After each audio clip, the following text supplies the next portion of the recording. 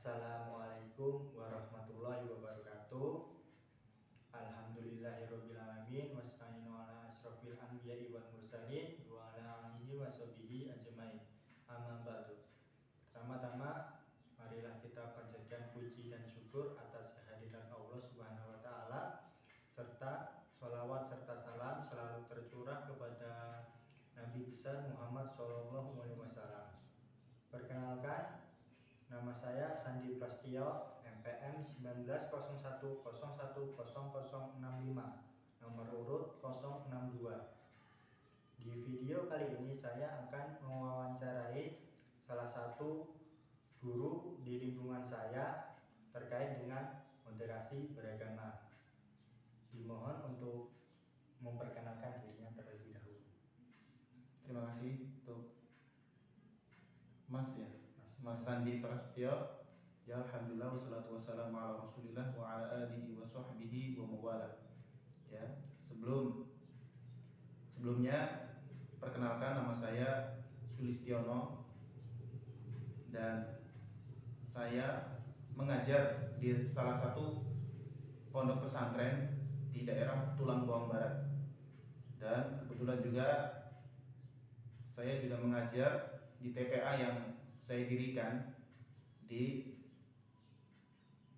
Dusun Murnijaya, ya, di Kecamatan Tumijajar ini. Ya, mungkin itu sedikit yang bisa disampaikan. Kita langsung saja mulai wawancaranya. Jadi untuk Bapak Sulistiono, saya ingin bertanya mengenai moderasi beragama, yaitu moderasi beragama itu apa gitu? Ya, jadi sebenarnya terkait dengan moderasi beragama itu kurang ma'ruf, ya, yang bahkan mungkin belum tahu sebelumnya. Dan setelah membaca di berbagai referensi, jadi dapat saya simpulkan bahwasanya moderasi beragama itu adalah sikap kita, ya, cara kita bagaimana menjalankan agama ini secara seimbang, ya, dalam beramal dan bersikap, ya, dimana kita tidak bersikap terlalu ekstrim dalam beragama, enggak kaku, ya, tapi juga enggak bermudah-mudahan juga dalam beragama, sehingga nanti kita menganggap semua agama sama, dan bukan seperti itu yang dimaksud, ya. Jadi moderasi itu sikap kita, ya, baik sesama agama Islam atau terhadap agama selain Islam. Jadi kita harus seimbang, ya, dalam bersikap dalam beragama. Jadi bersikap seimbang dalam cara beragama. Ya, itu kesimpulannya itu. Lalu yang saya akan tanyakan lagi, yaitu contoh-contoh moderasi beragama itu bagaimana? Nah, terkait dengan contoh moderasi beragama, sebenarnya banyak ya yang bisa kita contohkan terkait moderasi beragama. Salah satunya terkait yang kita sesama muslim dahulu, ya, kita satu sama lain, ya, dalam beragama sama muslim pasti terdapat perbedaan di sana. Entah itu terkait tata cara ibadah, contohnya, ya, dimana sebagaimana kita tahu mazhab itu ada lebih dari satu, ya, sedangkan yang masyhur yang kita tahu adalah di Indonesia menganut mazhab Syafi'i. Jelas di sana banyak perbedaan terkait dengan cara beribadah dengan mazhab yang lain.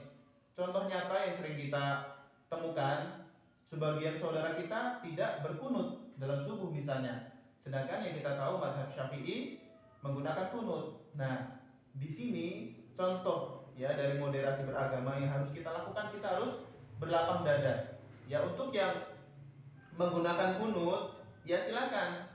Jikalau nantinya menemui saudara yang lain tidak berkunut, ya harus berlapang dada.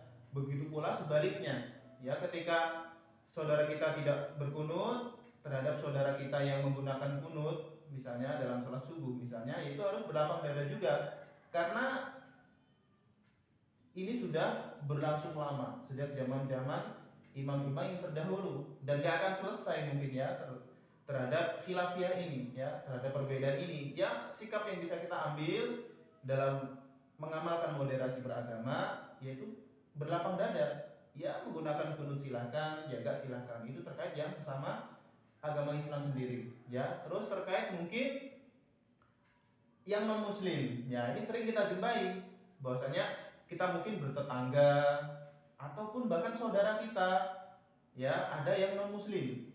Nah, contoh sikap moderasi kita dalam menerapkan, ya yaitu dalam perayaan hari raya, ya contohnya, ya salah satu contohnya dalam perayaan hari raya, ya penerapan moderasi yaitu kita membiarkan, ya yang harus kita lakukan selaku umat Islam terhadap non muslim, ya kita katakan ya harus membiarkan kita beragama sesuai agama kita, non muslim ya beragama sesuai agama mereka.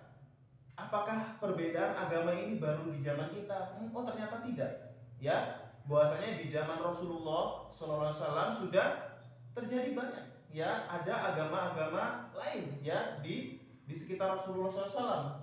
Contohnya agama Yahudi, ya bukan cuma Nasrani, Yahudi itu sangat membenci Islam, ya sangat membenci Rasulullah SAW. Tapi apa sikapnya yang dilakukan Rasulullah? Ya membiarkan, ya. Dan kita selaku umat Rasulullah SAW ketika menyikapi hari raya mereka ya cukuplah, ya ayat ya dari Al-Quran cukup menjadi pegangan kita, ya kita semua hafal lakum dinukum waliyadin, ya untuk kalian agama kalian dan untuk kami ya agama kami, ya jadi nggak ada toleransi Natalan ke tempat A, Natalan ke tempat B, nggak ada, ya secara itu nggak seperti itu karena itu berkaitan dengan akidah kita, ya kita harus punya prinsip, harus punya keyakinan, ya dan tidak seperti itu yang dicontohkan.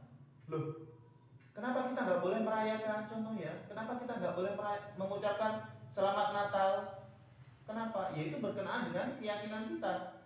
Ketika ditanya mungkin sama orang Nasrani, ya Fulan, Mas, Mbak, kenapa kok nggak mengucapkan selamat Natal? Itu kan cuma kata-kata.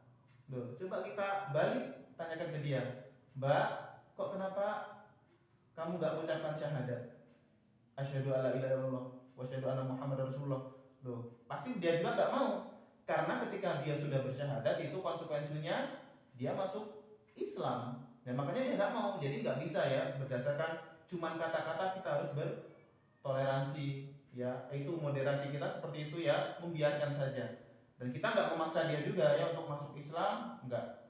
Ya, contoh lain dalam moderasi beragama selain terkaitan dengan hari raya, ya muamalah kita, ya sikap kita sehari-hari terhadap non muslim. Mentang-mentang tetangga kita non muslim ketika terkena musibah kita biarkan, ya nggak seperti itu. Moderasi kita nggak seperti itu. Selama tidak berkaitan dengan keyakinan maka nggak masalah. Kita saling memberi, saling menolong, ya memberikan hadiah, menasehati, ya ketika dia punya hajat. Yang penting tidak berkaitan dengan keyakinan maka nggak masalah, ya kita saling tolong menolong karena kata Nabi SAW khairun nas anfa'uhum linnas, ya sebaik-baik manusia itu yang bermanfaat bagi orang yang lain. Makanya sudah selayaknya lah kita jangan kaku ya dalam beragama, entah itu sesama muslim atau selain muslim juga, ya kita harus agak lembut lah ya cara bersikap. Mungkin itu terkait dengan contoh moderasi. Jadi kesimpulannya itu adalah saling menghargai antar umat. Ya. Lalu pertanyaan saya yang terakhir itu hikmah mengenai moderasi beragama. Nah, berkaitan dengan hikmah, ya hikmah dari moderasi beragama tentu sangat banyak ya. Ya karena apa? Moderasi sendiri sudah mengandung di sana toleransi, ya dari moderasi sendiri sudah mengandung toleransi, sikap ya yang tidak berlebihan, ya tidak terlalu kaku, juga tidak, ya pasti di sana banyak ya hikmahnya. Contohnya akan terjadi keharmonisan, ya antar umat beragama tentunya, baik muslim dan muslimnya tentu terjadi keharmonisan ya dalam kehidupan sehari-hari. Begitu pula sesama muslimnya, ya ketika kita berjumpa di masjid dimanapun, ketika kita mengamalkan moderasi beragama ini, tentu kita akan semakin nyaman dalam beragama dan kita nggak akan memandang buruk ya terhadap saudara kita Islam muslim ataupun non muslim. Ya kita akan enak, kita akan nyaman dalam menjalani kehidupan. Mungkin itu hikmah yang bisa kita ambil. Baik, saya ucapkan terima kasih kepada Bapak Sulistiono yang telah meluangkan waktunya untuk wawancara ini terkait dengan tema moderasi beragama. Saya ucapkan terima kasih. Mungkin itu saja video terkait tema moderasi beragama ini. Terima kasih telah menonton. Saya ucapkan terima kasih. Saya tutup. Wassalamualaikum warahmatullahi wabarakatuh.